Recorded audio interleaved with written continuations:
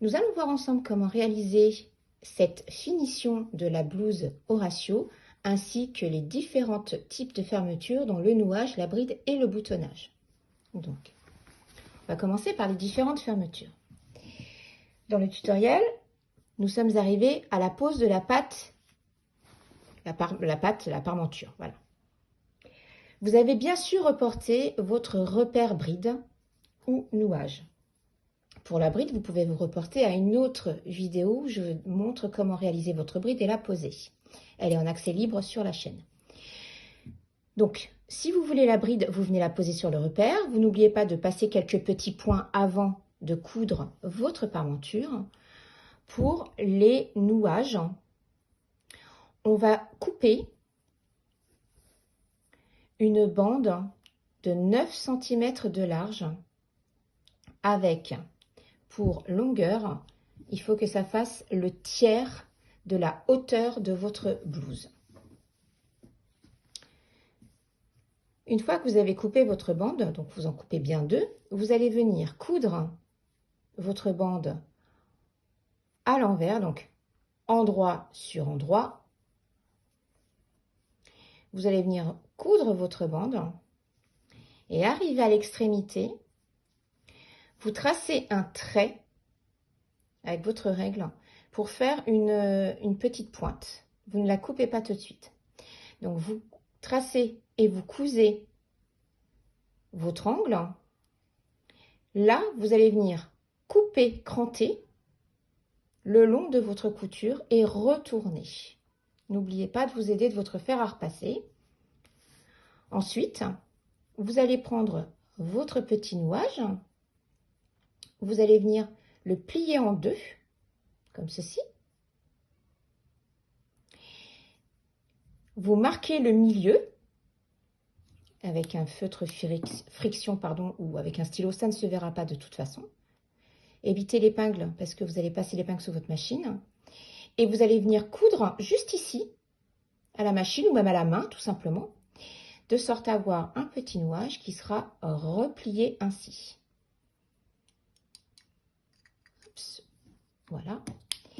Et vous allez venir le positionner sur le repère bride. Vous passez quelques petits points à la main ou à la machine, de chaque côté. Vous placez votre patte parmenture et vous cousez. Votre fermeture nouage est posée. Pour ce qui est de la patte de boutonnage, on est sur un col qui est terminé, retourné. Voilà. On a bien sorti les angles. Donc, moi, les miens ne sont pas repassés, donc ne sont pas sortis. Voilà. Vous allez venir poser pointe à pointe de votre biais. Alors, si le biais est visible, vous le voyez. Si le biais n'est pas visible, vous regardez à peu près. Voilà. Donc, imaginons qu'il ne soit pas visible. On va venir poser comme ceci. Voilà. Et si le biais est visible, c'est encore plus simple. Vous le prenez comme repère. Et voilà. Donc ça, ce sera votre rentrée. Et il faudra venir passer quelques points ici pour maintenir ce petit pli. Avant de passer sous la machine, vous allez noter vos pattes de boutonnage, vos boutonnières, pardon. Voilà, donc on va en faire deux. Donc vous vous servez d'une règle, hein, et vous faites votre boutonnage. Ce sont vos boutonnières, pardon. Ce sont juste des repères, puisque vous savez bien que votre pied va calculer lui-même, la boutonnière va régler lui-même la largeur et la longueur de la boutonnière. Donc ça, ce sont les repères pour mettre nos boutons. Vous passez bien sous la machine avant de venir fixer votre pli. Une fois que vous avez fait vos boutonnières, il ne reste plus qu'à venir passer quelques petits points à la main sur ce pli. Et le tour est joué. Maintenant, je vais vous expliquer comment finir le col. Donc, avec ce petit biais qui est visible sur l'extérieur. Dans le tutoriel, vous avez vu comment monter votre col et le dégarnir. On va se servir de ce repère de couture intérieure pour faire notre petit biais extérieur visible. Donc, on va poser le biais de la même façon que si on allait le poser pour, comme je vous le montre dans le tutoriel. Donc, on le pose à l'intérieur, voilà.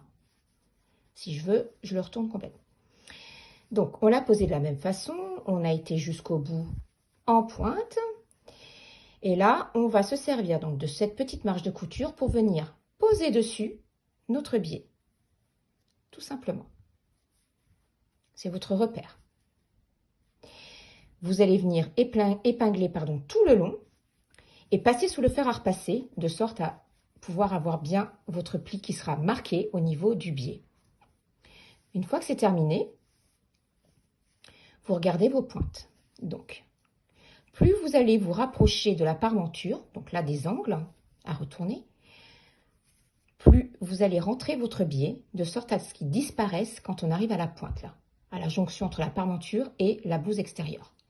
Voilà, c'est tout simple. On retourne. Voilà. Et une fois retourné, donc on est bien venu fixer avec un point main ou un point machine le biais. Donc on est comme ça.